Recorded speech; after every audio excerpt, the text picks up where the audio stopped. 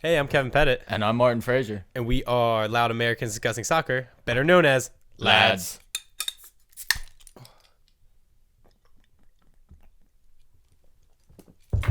Oh, hey, Martin. Hey, how's it going, Kevin? We're live on camera. I know if you're listening on like iTunes, Spotify, iHeartRadio, Podbay, I don't know. There's a bunch of places where we like are now like. I think we're on like some South Korean, North Korean websites. Oh, because we're on we the don't- dark web. Yeah, we're on the dark web. If you guys want to check us out, it's darkweb/ladspodcast.com. Yeah, there's some real spicy shit on there. So It's yeah, the X-rated show of our show. it's the After Dark. After dark. Anyway, we decided that we're going to start like videoing the podcast too. So we're going to start posting this on our YouTube channel. So if you're listening right now, you can find it on, I guess it's still on my YouTube account. Yeah. It's called, like, I should change it to like Loud Americans Discussing Soccer YouTube channel, but it still says Kevin J. Pettit. So if you want to watch us, like, and what we look like, which, I mean, we have a face made for radio, but You see the hats? yeah, That matching was a hats. Yeah. tactical decision, Yeah, guys. it was really good. So yeah, we have decided to start doing more video, which is exciting. And now you can actually see the beers we're trying instead of like just so, and you can see that we're actually drinking. Yeah, we're not- definitely drinking. We're not tricking y'all or This isn't bullshit. We're actually drinking beers. we're not so- just cracking it and then drinking water. You know? Yeah, no, that'd be some weak shit. Next one, just to show the camera, Martin. We're actually drinking. Trust me. So anyway, what are we drinking today, Martin? Dude, this is one of my favorite IPAs. It's called Voodoo Ranger Imperial IPA. It's a 9% beer. It's 9%. Yeah, dude, we're steady drinking Holy high shit. percentages when I get the beers. We switch off every week in terms of who picks the beers, so I don't think we've been disappointed yet. This is delish. It has like weedy taste. I don't know if that's a Yeah, it has beer like a thing? cool like skeleton with like a gold tooth and like the like trucker, or what is that hat? Like a, what would you call that? Isn't that a Russian or Like a, Alaskan hat? yeah, it's like a really fur. It looks very warm, but he also has earmuffs over top of it. Wait, I think he's a pilot. I think Oh, that's he's what a we're missing. pilot. Yeah, he's Oh, a pilot. because Voodoo Ranger, because Rangers lead the way. And voodoo because he's a Skeleton. I get it now. All right, what do you? got it. Okay, what would you give it? I would give it an 8 because it's not like the smoothest beer, but it's a heavy beer, and so I know I'm getting my money's worth with this. No, I like it. I might give it like an 8. Yeah, it's like a good beer. It is. It's pretty solid. So a lot of fun things happened today. Champions League, which is, is Roma better without Mo Salah? I think it's how the Avengers are better without Hawkeye, how the Cavs are better without IT, how I guess the Eagles were better in the Super Bowl without Carson Wentz? Carson Wentz. Big Oh, Dick well, Nick, he big- carried the way. It was a surprising thing. Wow. But it was just one. I don't know how to compare it to Yeah. either. But yeah, Roma's definitely better without Mo Salah. He's overrated. That's why KDB should get that. 39 goals and 11 assists. Overrated. What a season he is having. What an exciting game. We'll just touch briefly on Man City versus Liverpool at the Etihad. The Etihad. The Citizens. The Citizens, which they love being called. They love, Man City fans love being called the Citizens. Yeah. So if you have a Man City friend, please call him the Citizen. relentlessly again and again and again. Yeah, that is the stupidest fucking name. And I know they hate it, so please Call them. Please that. reinforce it. Yeah, going into this game, they were down 3 goals, but they were, they were home and field goals by Liverpool, just dominated. Obviously, Mo Salah, one of the lead culprits in that. Yeah, but the first half, like, really felt like Man City was like, are they going to do it? Are they going to do it? And, it was the same as the first half against Manchester United over the weekend, which we'll get to later. It was like, wow, they're just purely dominant, like 60-something% possession, like KDB, like that front three of Sane, Jesus, Baby J. Jesus take the wheel. He did in the opening 2 minutes, though. Gabriel Jesus with the opening goal, and that's when I was like, are they going to do it? Are we doing this? I thought they were gonna do it. I texted Kev. I was like, dude, I think they're gonna do it because, I mean, in the opening couple minutes, Baby J scores a beautiful goal. Like Yeah. you said, they had possession, they had dominance for the entire first half, and a couple shots hit off the post. Bernardo Silva is a sick, nasty human who. Oh my He's God. awesome. I'm a fan of him. I'd like to have him on my team. He's one of the, I think, 2 Manchester City players that I actually enjoy watching play. I mean, Or I like. Okay. You like. Yeah, like, I like. I guess there's a difference. This is a tough game for us because we really don't like. I know you as a Manchester United fan definitely don't like either of these teams, but for me as an Arsenal fan, I'm just like, like I don't really have a stake in it. I'm just like, I just don't really care for either team. You know what I mean? If I had the perfect world, in the perfect world, when these 2 teams played, an asteroid like the one who took out the dinosaurs would take out the stadium, but it'd be centralized to the stadium, and that would be the perfect world. But I think this is the next best thing because Manchester City, for all their dominance, for all of the pundits talking about them possibly being the greatest team ever, in this week, you've seen that credential kind of be doubted. And this game put the icing on the cake. Mo Salah with just a dagger to the hearts of the Man City fans. Holy hell. Yeah, he has to be. We've on our last podcast we like talked about who should win PFA Player of the Year, and you put KDB, Kevin De Bruyne. I picked Mo Salah. I think it's just pretty much it's set in stone. Mo Salah deserves it. Yeah, absolutely. After this leg. But before the Mo Salah goal, before the half, can we talk about the offside goal? What are your thoughts about that? So the ball was kicked out by Karius, punched out, sorry. And then it seemed that James Milner kind of made a motion for the ball and possibly like, so this is where it gets tricky. Did he have intention and play the ball, and the ball landed at like Sané's feet and he just like knocked it in? He was in an offside position, but James Milner may have unintentionally. I almost said unintentionally. I think it's unintentional. Is it unintentionally? For our educated viewers, tweet at us. Tweet at us. We'll have a live stream underneath. Kevin's a fucking idiot. Hashtag Kevin's dumb. Hashtag Kevin's very dumb. But yeah, I'm gonna say that was supposed to be a goal. I think that was definitely a goal. I think Man City got really unlucky, and I think that really changes everything. You know what I mean? Because Man City would have been 2-0 up, and like the momentum is all for them, and that's just a momentum killer. You know, right before that, Bernardo Silva had that sweet kick, sweet shot that hit off the post. And Pep just he just did his post-match interview, pretty much said like, he was talking to referee saying like that was supposed to be a goal, or he said something along those lines. We may have said other stuff, but he's claiming that he just said that should have been a goal. And this referee at this time had already given 5 yellow cards, and the commentators, who did a great job, I think American commentators always get shit on for being like they don't know soccer, they can't pronounce the names right. I know I get torn apart for not knowing names all the way, but it's like, come on, dude, like we're doing this in my room, and what's today, April 10th. 2014 2018 2018 in Point Breeze, Philadelphia. Like I don't have time, I got a full-time job like to know all these, and these guys, we're dumb. We're really dumb. Yeah, cheers. Yeah, nice one. But yeah, I don't think that should have been offsides. I think it was pretty clear that it was an unintentional touch by Milner. And no, I think it was intentional. Intentional touch by Milner, and that goal definitely should have stood, and that kind of would have changed the course of the second half. And then Pep got sent off because this referee wanted to make the game about him, a very Mark Clattenburg-esque kind of like referee. And then Salah scores, and then like fucking City has to score like 5 goals, and then like it just becomes impossible. Firmino fouled up and like just finished it off, obviously 2-1, and it was an exciting game though. Lots of goals. Since Man City destroyed Liverpool in the beginning of the season 5-0, it's just been the Liverpool show, and they're the ones who just has Man City's number. Yeah. If you look at their past 3 games, Liverpool has gotten the W every single time, and especially when it matters. You saw it here. Like you said, Bobby Firmino put that nail in the coffin and basically showed that, yeah, Liverpool is going to the next round, the semifinals of the Champions League. Who the fuck could have guessed this? Because that kind of segues right into the next big talking point. Roma versus Barcelona.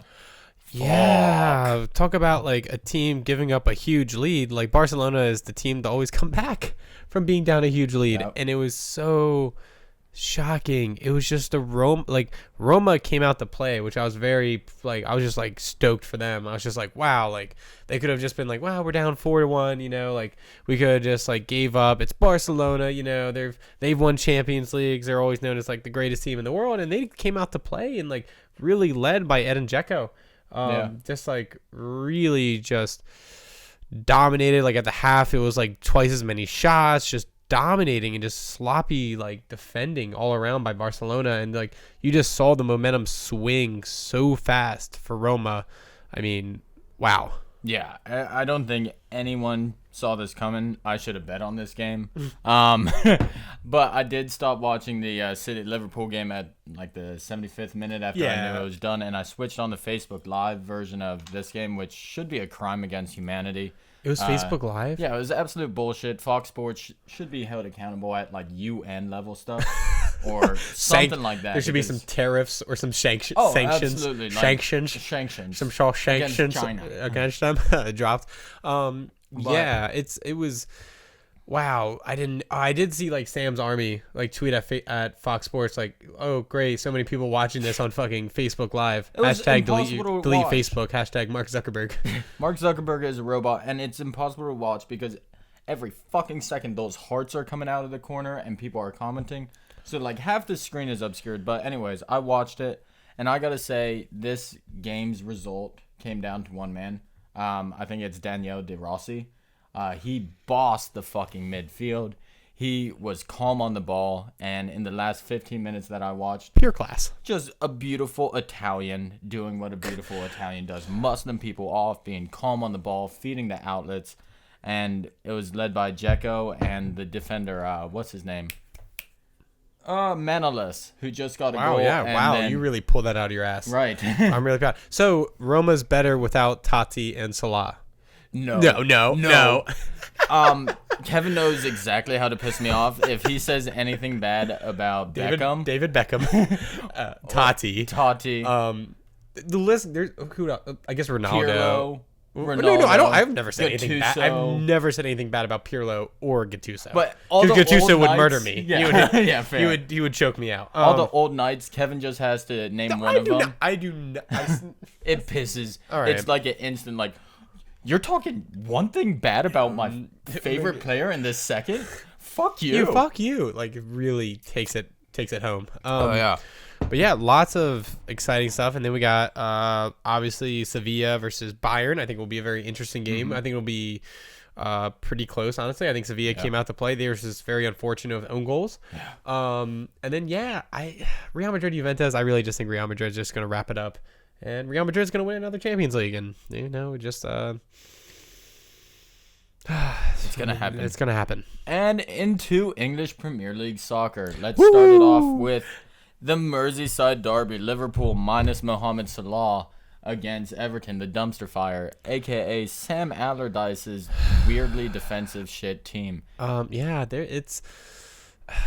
I don't know. It's Sam's doing a bad job, but he's still doing a good job. They're not gonna get relegated, but then again, it's Everton, where you're expecting them to be in at least top 6. So what I think is happening is Sam Allardyce is doing the same job he does with every single club he has brought in to recover. when he comes in, he saves them, and normally we see it with who did he manage last year out of relegation zone? Was it Crystal? Yeah, Crystal Palace, and then the year before that, and then the year before that, Sunderland.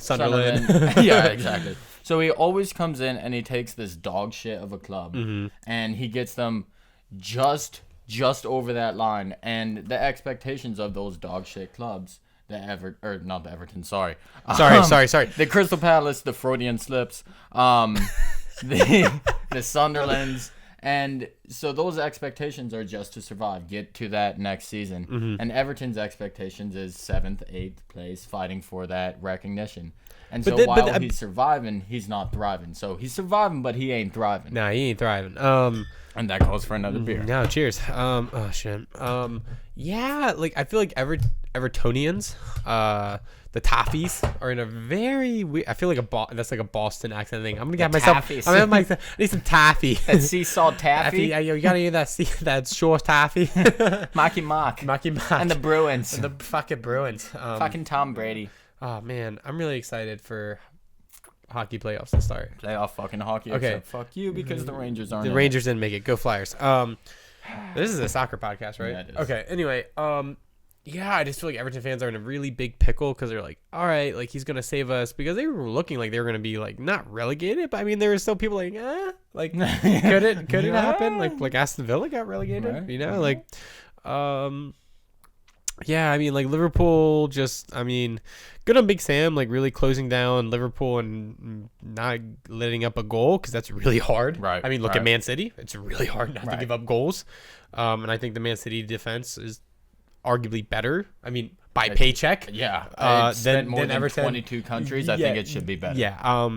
So I mean, kudos to Big Sam. He pulled one off and got a draw. I mean, I was expecting like a blowout. So Yeah. I mean, I think that's a win for Big Sam in my opinion. I think it's a win for Everton fans as well because Liverpool is a different beast than every other one. Especially against Everton, they Absolutely. usually just dominate the shit out of them. Yeah, So- and so good draw for Everton, and I'm sure the Liverpool fans will be kind of okay with this draw because they did just beat Manchester City in the Champions League, and that's Again where their today. focus is. Yeah. Absolutely. So moving on to the big one, which was my favorite / emotion tearing / just it was Did the you- best high of my life. Did you feel every emotion on Saturday for the Like- Manchester derby? Seriously, every single one, like the most depressed sadness, and then just the highest of highs. So I genuinely felt like I've never done this, but like I was. What's up?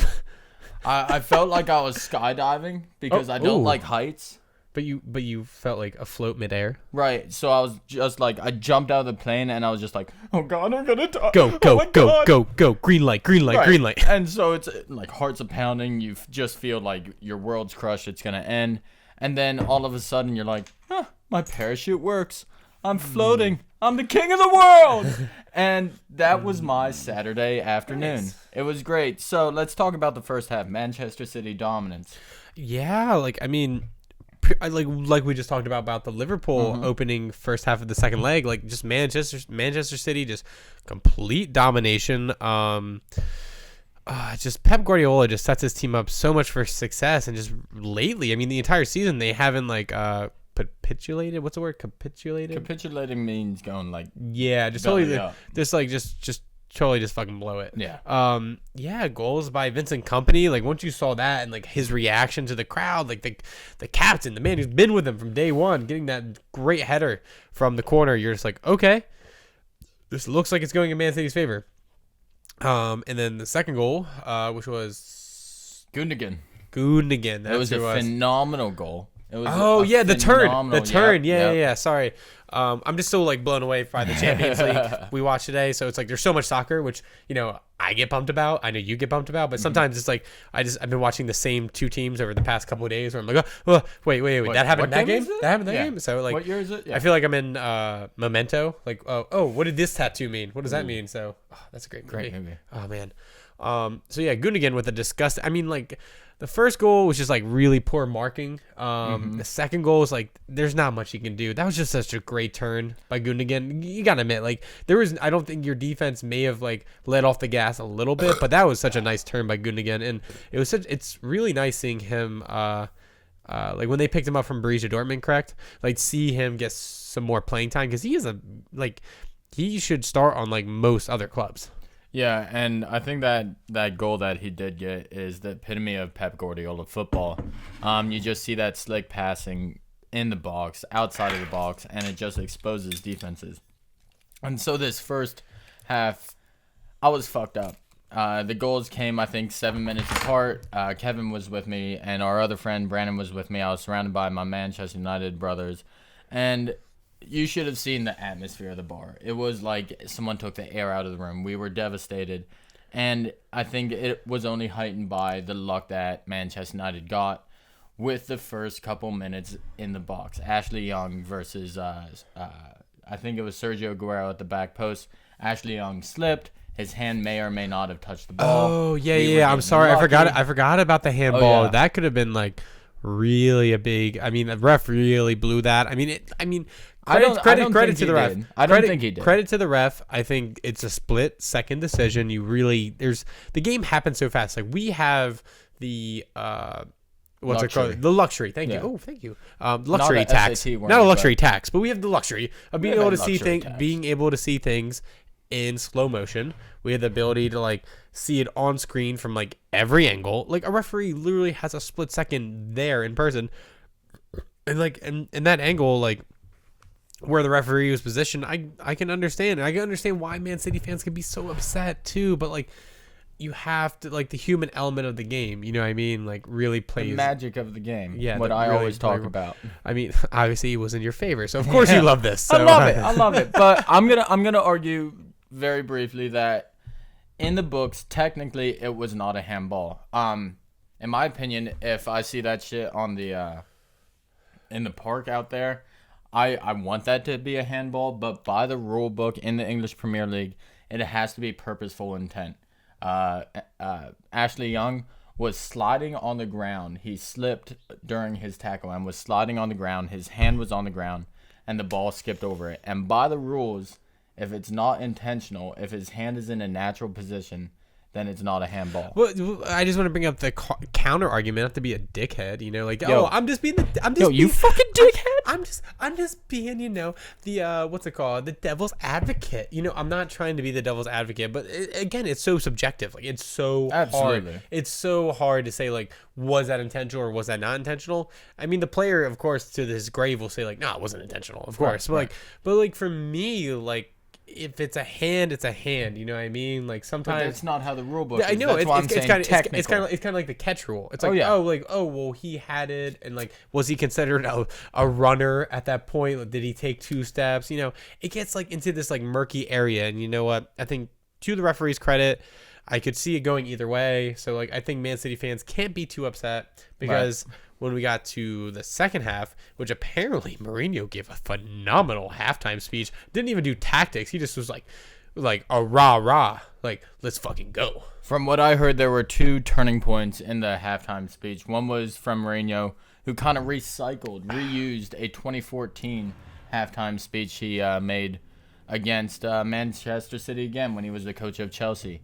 He said something along the lines of, they want to take this from us, yada, yada, yada. Don't let you take this from us. Where are your balls? And then Ashley Young, you know, the old man of the squad, he comes up and says... He's like 30. Old man. Which is so funny. It's like, the old man, he's like 32. He's like 5 years older than me. It's fine. Yeah, it's fine. So he says that they want to make us look like clowns. They want us to be in a circus. And I think that Ashley Young and Jose Mourinho put the fear of God in those Manchester United players, who put that fire in their bellies. And Manchester United in the second half, after a half of dominance from Manchester City, 2 goals down, came out to fucking play. And I think the first goal that Pogba scored was just absolutely beautiful. Ander Herrera took a long ball down on his fucking chest. That touch off the chest was that was shimmy, boy. That was like, oh my god, that was like Ronaldinho. I'm okay. I'm not before some. Ander Herrera's the next Ronaldinho. Right, Kevin said it first. All right, before some fucking blogger like hits me up and is like, this fucking dumbass podcast said that. No, it was very like that. The lightness of the touch, like how light to actually just like pop it off your chest and just deliver it like a fucking baby to Pogba's feet, and just like a perfect finish. No way does Ederson have a chance. No. And it's like, okay, well, all right, we'll see Man United. And like we were at the Black Sheep pub, by the way, in 17th and Locust. Yep. They've always been so nice to us. They're a great bar.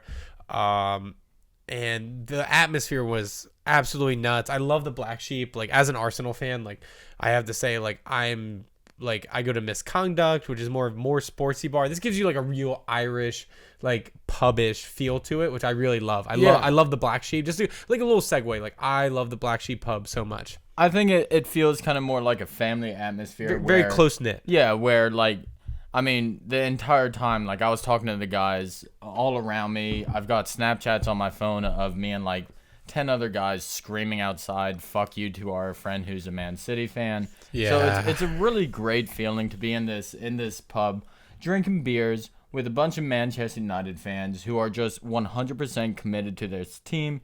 And, like, I saw people, like, shoving away their girlfriends, shoving away their boyfriends just to, like, see the game better. And it was a beautiful sight to see. So when Pogba got this beautiful goal, chested down like a little kitten from Andy Herrera, the club exploded. And 7 minutes later, again, Paul Pogba with the lightest of headers, just like it was so beautiful. He got the perfect height, perfect form, and I love what's his name, Sam Ty, yeah, All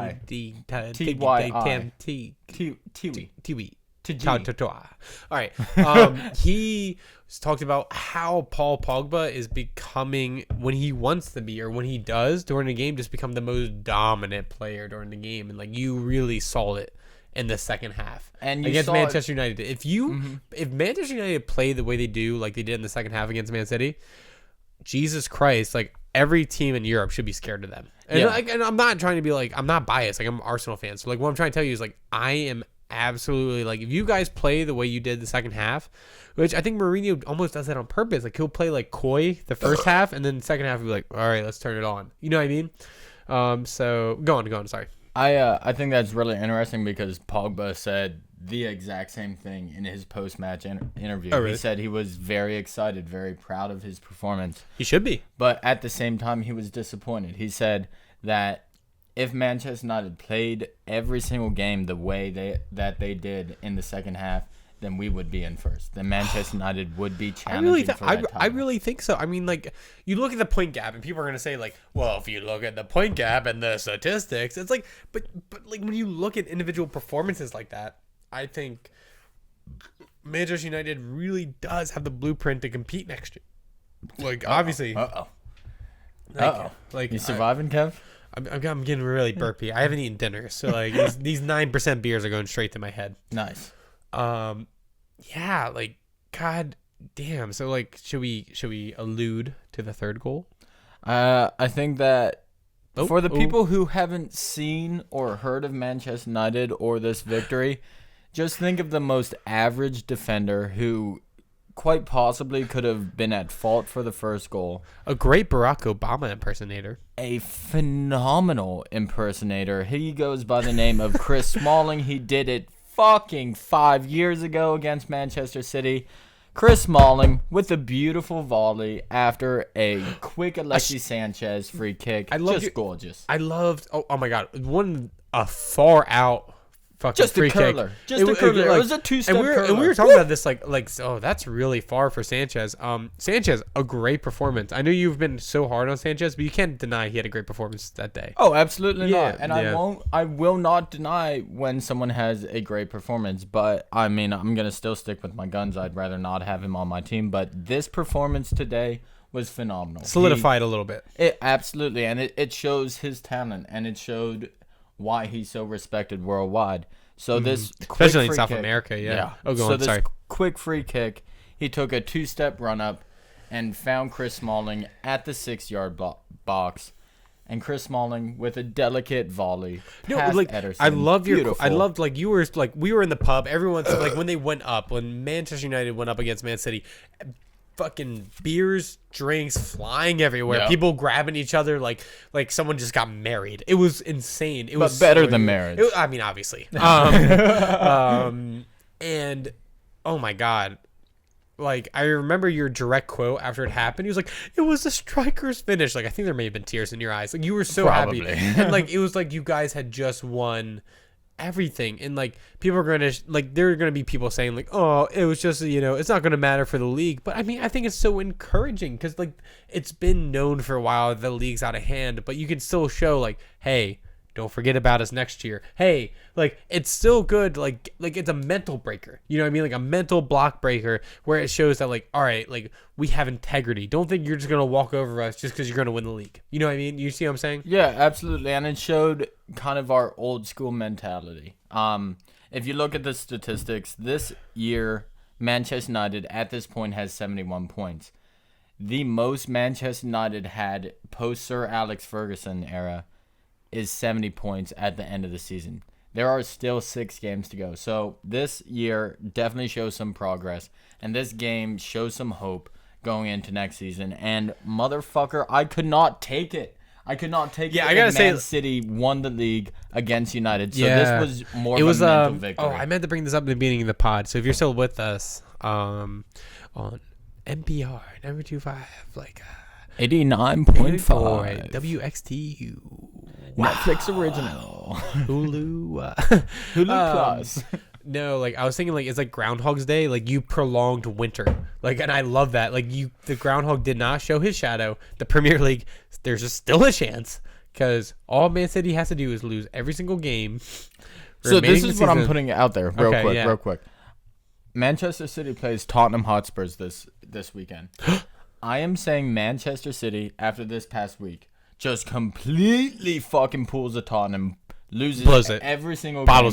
Manchester United wins the league. That's what's happening. Quote me, at me, do whatever you want. Fuck you, Man City. Oh man, I don't know. Probably not. Yeah, I don't know. If I was a betting man, which I am, don't take that bet. I don't know. I think the Tottenham game is going to be very interesting. We'll see. Harry Kane is coming back, so that's trouble for Man City. Yep. Definitely the defense. Even with all the spending in defense, how do you think they are in the back?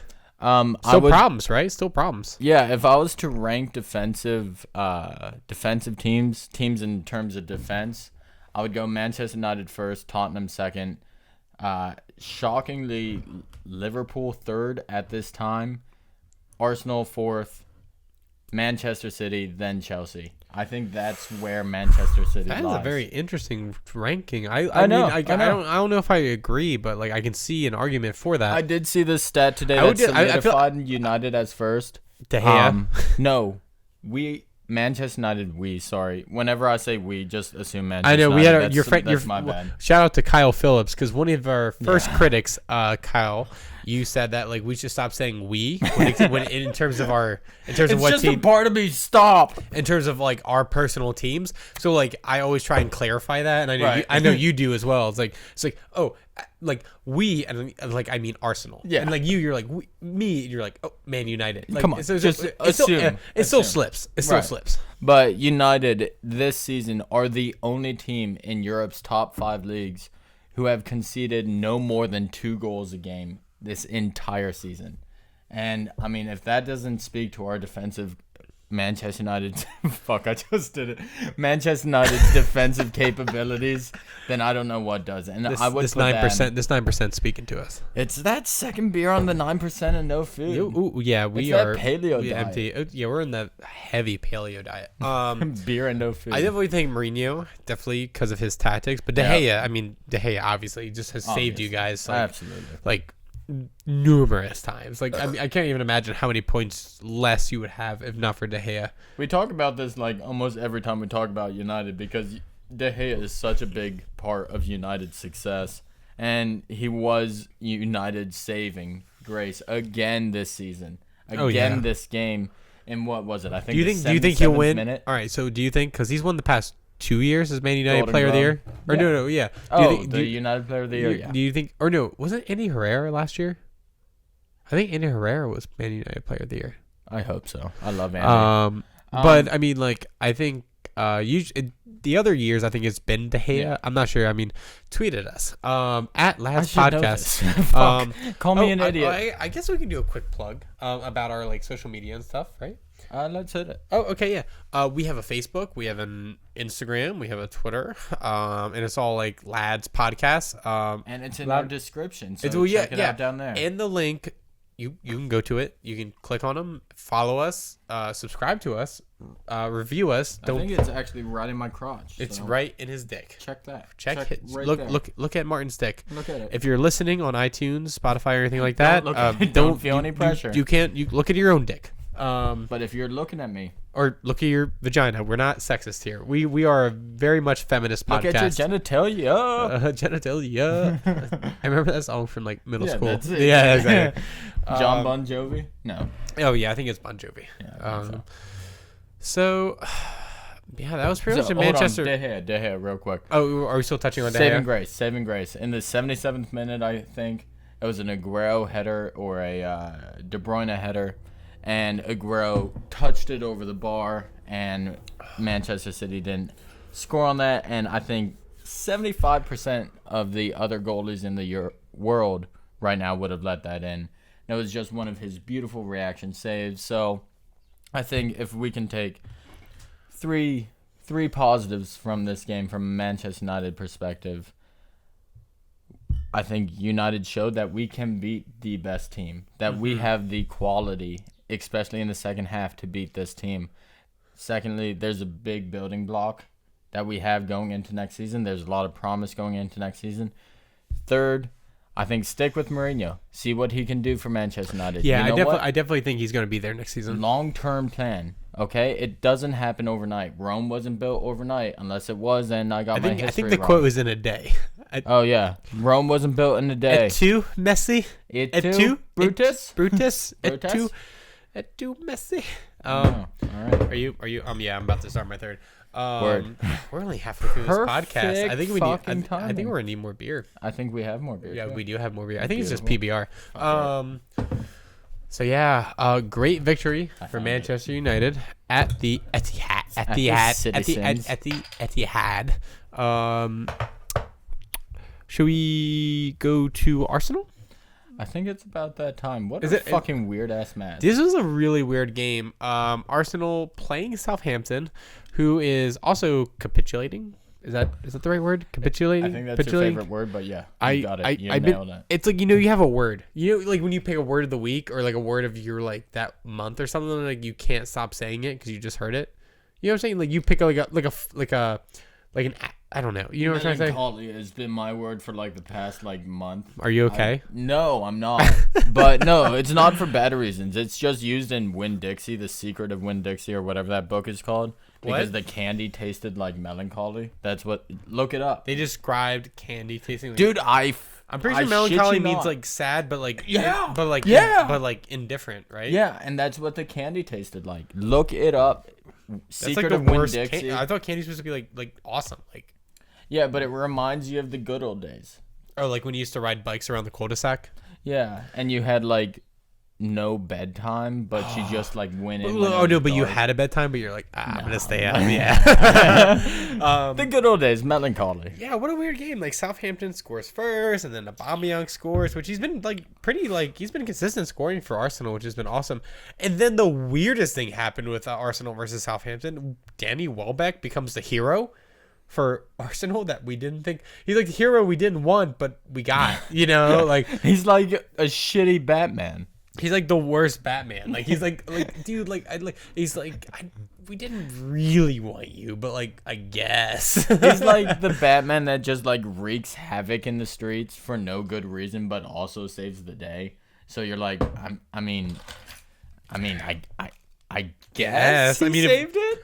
I mean, we won. Yeah, so, like, right. So like, there's not much to talk about. It's like Arsenal being kind of Arsenal, but we won this time. You know what I mean? Like the scoreline 3-2.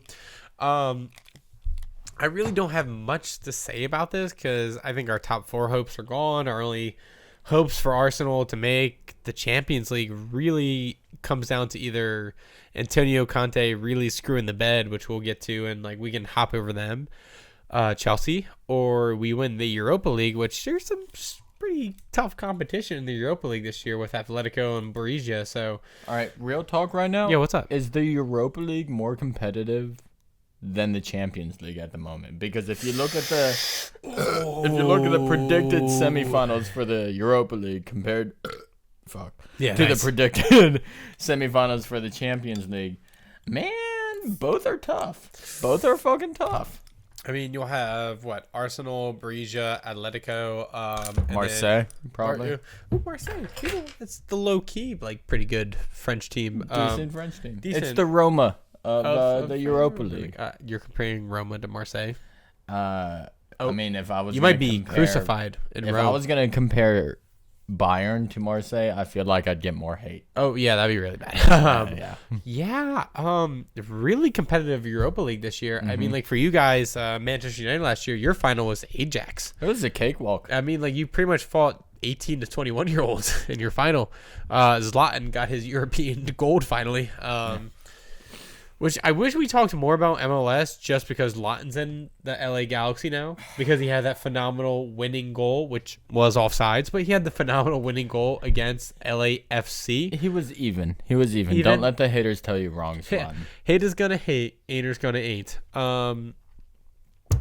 So yeah, but the real story comes down to Jack Wilshere, who's made the story about him again because the big rumors going outside the club is like his contract extension, and then during the game he grabbed. I'm really sorry, I cannot name every single character, Single character, player. Character. I got FIFA'd. I just FIFA'd myself like the character, the FIFA. I was thinking like Shakespeare shit. Oh, you want to hear my soliloquy about Arsenal? Soliloquy. my aside. My haiku. My haiku. The Arsenal. No, like I forget. It's a big, tall fucker for our Southampton, who Jack was trying to be. Jack Wilshere was trying to be the tough guy again. He's always trying to be that. Like he's the fake pitbull. He's like exactly. I think that's a direct quote from maybe Craig Burley or someone else. Like who's always tried to say, or maybe us. Hey, TM us trademark. We TM us. Essentially, like we've said, like Jack, like what are you doing? Like you are trying to be a dickhead for no reason. Just do your part. Be that like central mid who's kind of attacking, but can kind of hold down the midfield. Like that in between. Like he's not the attacking mid, but he can be. He can be the defensive mid when he wants to be. You know what I mean? I think. But he's trying to have this like small man mentality. Like like he's trying to be like the big dick on the field, and it's bothersome because he literally ripped this Southampton player's jersey off, and the Southampton player, which by all accounts I am totally here to say that he is justified to fucking elbow Jack in the face and knock him down to the ground. But then the referee to give the Southampton player a red card after Jack Wilshere literally ripped this guy's shirt off, where literally tore it to shreds, which is not easy. It's not like NBA jerseys. Like, dude, did you read my mind? Yeah, it's not like NBA jerseys where it's like literally like, oh, you touch it and it rips. Yeah. Ripped this guy's jersey off, and Jack only got a yellow card. It matched the punishment. If one gets a red, the other should get a red. Jack Wilshere got so lucky not to get a red card, and it's just shocking. I think it's the big story to come out of this game because it didn't really matter. I mean, maybe it would have helped Arsene Wenger getting the sack because Thomas Tuchel is now the manager of PSG. So now it's like the Cleveland Browns QB list. It's like, oh, could have been manager of Arsenal. Like just cross him off the list. So we'll get him next year. It's fine. It's like, but sorry, I've been talking a lot. What's up? I'm gonna start on the Jack Wilshere bullshit. First off, I feel like Jack is every single tough guy bully in a 90s movie where he talks a big talk and the whole school's afraid of him, and the entire first half of the movie is just like, don't fuck with him. He'll give you a noogie and put you in the toilet. But as soon as you say one thing about his mother, and then he'll be like, oh my god, I can't believe you said that. It's like, fuck you, man. Your mother's a whore. It's like, yeah, like it just starts just crying. It's that Napoleon and goes like full just like noodle like R, just like trying to hit everyone. Yeah, who doesn't matter. He does the tornado move where you spin all the way around. And I think it kind of sums up Jack Wilshere's career so far. Like I love Jack. Jack. Yeah, I've seen Jack play so well, and he's still so young. I think he's only 25, 26. Like he's still so young. He's only 2 years older than us, which is sad. But also, we still have time. Do we have time? Yeah, because you know what? Ronaldo is 34 right now, and you know what? Maybe we're not in our prime yet. Yeah, we can still hit it. Yo, Philly Union, hit me up. Yo, Philly Union, why haven't you signed anyone yet? Yeah, it's either we're asking the real questions. Philly Union. Philly Union. You see this? This is top talent. What up? Hold on. Wow.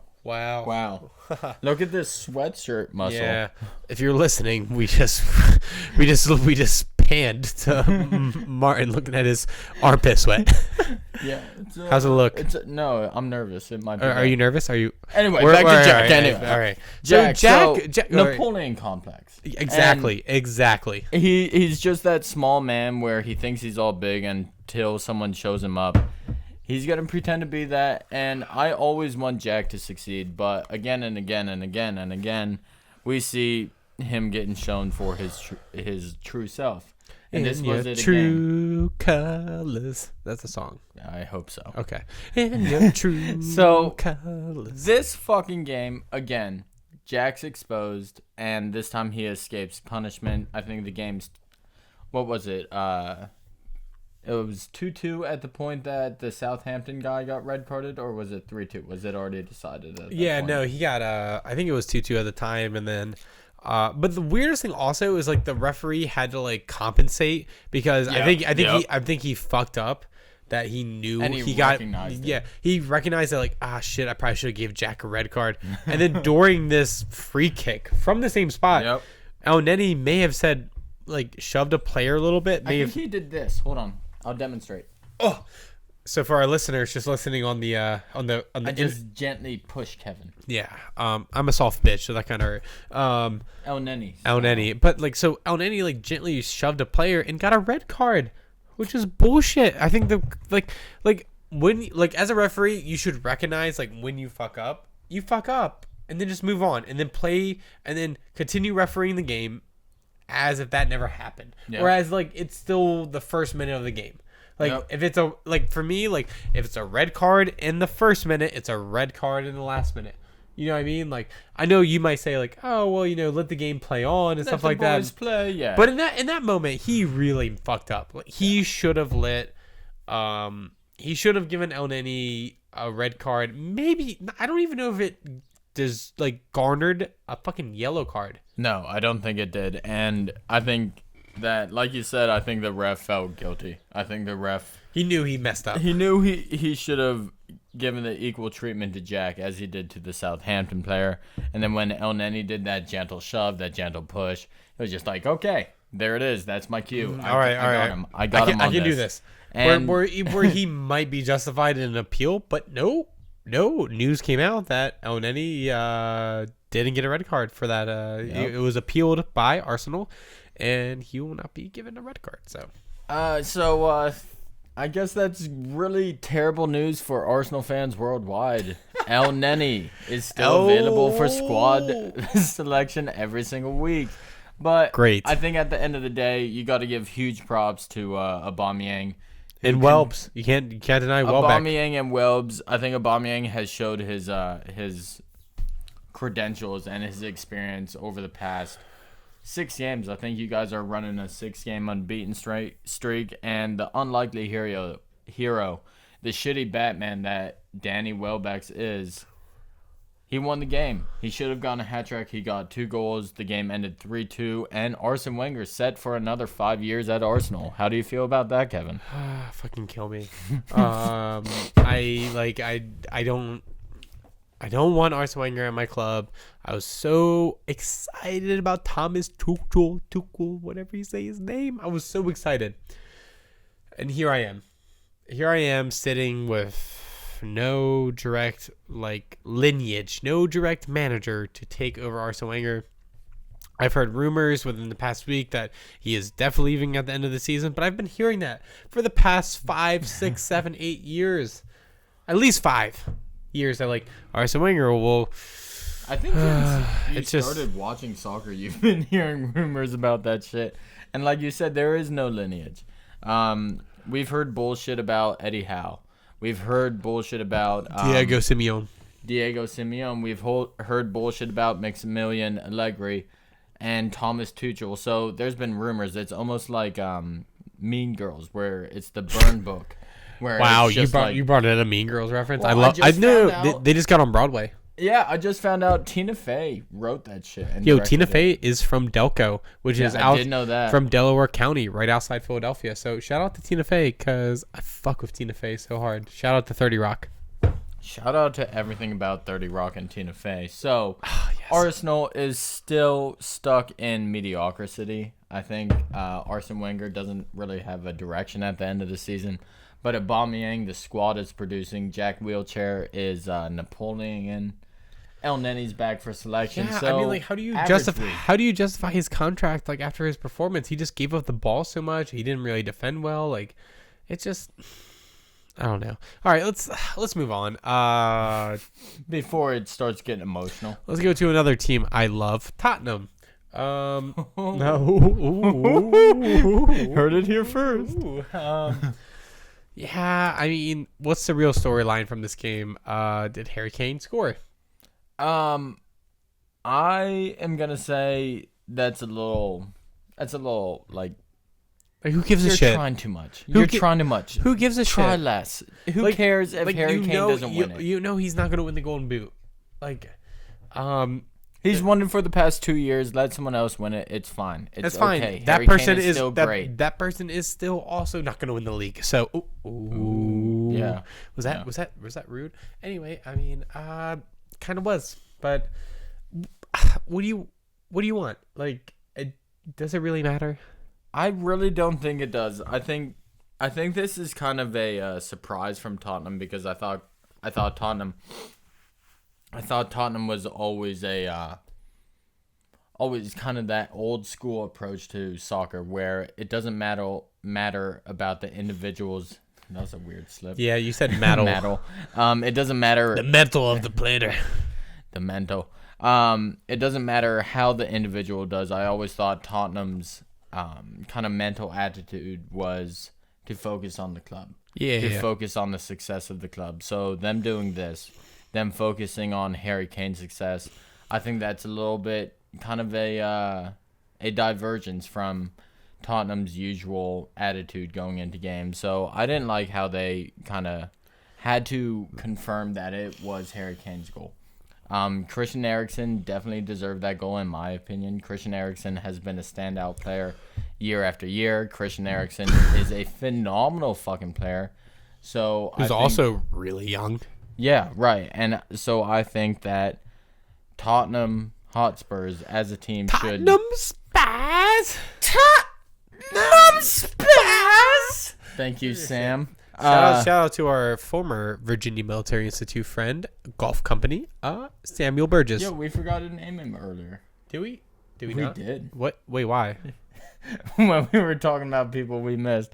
Yeah, fuck you, Sam Oh, Burgess. Sam. We were naming people in our company who we really missed, and we didn't mention Sam Yeah, because it's Sam Burgess. But anyway, Tottenham Spurs, this kind of blows my mind because Tottenham's always more about the team than the individual. So I didn't like that, but as always, great win, Tottenham. I can't wait. I can't really judge what's going to happen this weekend when they play Manchester City. City has had their worst week, and Tottenham is just kind of still staying on that continuous climb to greatness. So it's going to be weird. It's like continue climb, but like what's at the end of the rainbow? You know shit. what I mean? Yeah, not like, trophies. Just shit trophies. By shit beat trophies, Manchester I mean, City beat Chelsea. It's at like the Stamford Bridge. I know. What's it called? Shout out to Sam the Army. He's said multiple times, like, "Oh, let's hang up a banner. We beat Real Madrid in the qualification That's rounds." my favorite thing to talk shit to. Yeah, to Sam. It's Sam. It's great. Yeah. And it's like, oh yeah, we beat. Like it just, but it doesn't lead to trophies. No, It never doesn't. does. We'll see. But Man City, like, I always want to bet on the guy who came down from a humiliating defeat. So like for me, like I'm probably gonna bet Man City because I feel like they're coming off of a humiliating Champions League defeat and Premier League defeat. That's a lot. So I feel like a team is out there to fucking win it. So I would bet Man City. If I was a betting man, and for the second time in the podcast, I'm going to remind you folks that I am a betting man. I would say Tottenham defeats them because if you're like me and if you're like Kevin, you just know sadness in football. You really don't know joy. And once you start experiencing sadness, it just keeps going down and down and down. And when you experience joy in soccer, Hold on to it. Just like a that flame. day. Remember that day.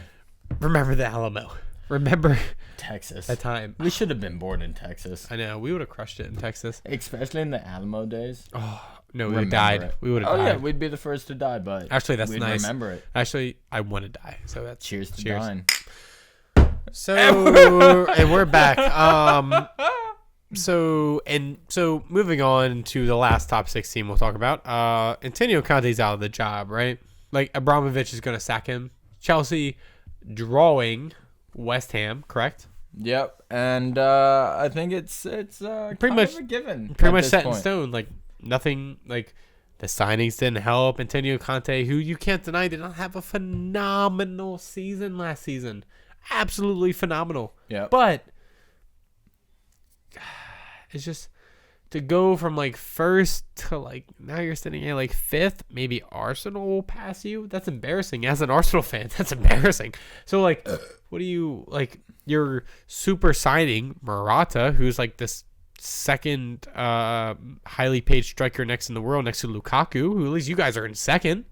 Like, not giving, not performing, not giving you the goals you want. So like, what do you think, Martin? Like, is Antonio Conte gone next year? Do you think it was Abramovich not giving the signings that Antonio Conte wants, or do you think it's Antonio Conte himself? Do you think it's the team? What do you think? I think it comes down to Abramovich. I think he has a steel glove over this team. He decides who is transferred in. He decides who lives, who dies. Yeah, it's Abramovich. At the end of the day, typical Russian. He says, "Yeah, you're who lives, you die, you out of this club. You're out of this club. You're in this club." Vodka. Shots vodka. Shots vodka. Thank you, Alex Ovechkin. And so I think at the end of the day, I don't think you can blame Antonio Conte 100%. Antonio Conte set out his list of who he wants in the summer transfer window. Abramovich said no. So Antonio Conte, for the phenomenal season that he had last year, he just could not keep up with it, with the squad he had, with the squad that he was given by Abramovich in this league. And so I think I tweeted this out on Sunday, I said Abramovich is going to fire Antonio Conte before the end of the year, because there is no way. And I've been watching soccer for way too long, and I've been obsessing for soccer. Yeah, I've been watching soccer for a hot minute, and I feel that I know how Abramovich acts in these circumstances. He fires every motherfucker who disappoints him. And I feel like this is going to be no difference. I've heard talks about Maximilian Allegri coming to the club. I've heard talks about Diego Simeone coming to the club. Oh, I would love him in the Premier League. I mean, You more want him for Arsenal. more at Arsenal. I would love Diego Simeone at Arsenal, but just having in the Premier League itself. I know we were both excited about Antonio Conte, even though it was Chelsea, even though we fucking like don't give a shit about Chelsea. Mullet? But like, oh my god, like the only man who could rock a mullet in the Premier League, and you would respect the shit out of him. That like imagine dating Antonio Conte's daughter. It would be terrifying. We've talked about that before. Did we? Yeah, we did talk about it in the pod. Like dating Antonio Conte's daughter. We've talked about that would be casually. Oh yeah, we have to talk about that. Like imagine going to like the first or Mourinho's. Yeah, we've definitely talked about this shit. Like going to prom with Antonio Conte's daughter, or Jose Mourinho. Like, come with me. Let's go talk. Come on, we'll talk. Yeah, and it's just like, no. Like He's think of some terrible shit to say. Yeah, what's up? Like, imagine dating Arsene Wenger's daughter. Easy. You can you whatever you wanna do. I'm not gonna fight you. No, that's fine. We can talk about it later. But in 2004, I was a very strict parent. I was very good. But yeah, after a time, that was us being parents of Premier League managers. That's probably gonna be how I am gonna be as a parent. Just saying. Are you just throwing it out there? It's actually my dating profile. If you want to be treated like Arsene Wenger, hey, hit me up. What up? Yeah, I think Antonio Conte is essentially done at Chelsea. I think Abramovich has as he usually does with most managers, has had enough of it. Yep. And let's not take anything away from David Moyes' West Ham. Chicharito is brought on with 20 minutes left to play. Chicharito scores the goal 7 minutes after being on the field. Arnautovic does a phenomenal job for West Ham, as he's done at Stoke before and at West Ham this whole year. So yeah, I think that West Ham deserves this tie. I think West Ham could have gotten the win. I only watched the last 30 minutes of this game, but it seemed like West Ham definitely had the balls. They definitely had the cojones, the fire in their stomachs. Let's go. To win this game. But thanks to Chelsea's defense and thanks to Chelsea's management, they held on for a draw. Nice. But at the end of the day, we all know, as everything, that Antonio Conte is not going to be the coach for next season. So in my mind, in my heart, I think Maximilian Allegri is going to make that jump, is going to make that move. I would love, I would love, if he goes next year, I definitely think the title race is going to be so close. Do you think, like we're not going to do Premier League predictions because, you know, thanks to Martin's Manchester United, the Premier League is still on. Nothing is set in stone. We're winning the Premier League. Remember that. Remember that. Nothing is set in stone. Yeah, is there anything else we want to talk about? Like any other Premier League teams? Yeah, I think that's essentially it. West Brom still sucks. West Brom still sucks. Right before we cut out, I just want to say, let's talk about stadium scene. I think we should. Kevin, you want to start it? Yes. All right. If you're listening right now, don't skip 15 or 30 seconds ahead, whatever you're listening to. Let me tell you about StadiumScene.com because they have been fucking with us since the start. They will tell you the best bars, best parking, best restaurants when you go to a sporting event. All right. Stay with me. You're still here. You're still here. All right. They have been with us since the jump. Since we've been doing this whole podcast, John, South Philly, Philadelphia term. I use John way too much. Yeah, I know. I use JAWN. So Martin, tell you them, like how we you can find us with them. It's actually super simple. I can find it, so I think everybody else can find it. You just have to go to stadiumscene.tv to find all of the podcasts. You can find us there. You can find our latest videos. This episode is going to be on our video page. You on can find on YouTube on Kevin J Pettit YouTube.com. Just search that shit on or YouTube. Find it on our website at www.ladspodcast.com or on stadiumscene.tv where you can find our videos, our blogs, and everything else. And you can also find that shit on our website. You can find that shit on our Twitter, our Facebook. It's exclusive. Just add us, and we're going to add you back. Is that it? Dude, these 9%ers yeah, are it's fucking... pretty guys. Good. All right. Thank you guys so much. This is our first. This is our first video, so you guys are amazing. Thank you so much. All right, bye. Dude, these fucking 9% beers are like fuck. My God, Jesus Christ. That last like 20 minutes was a struggle. Woo!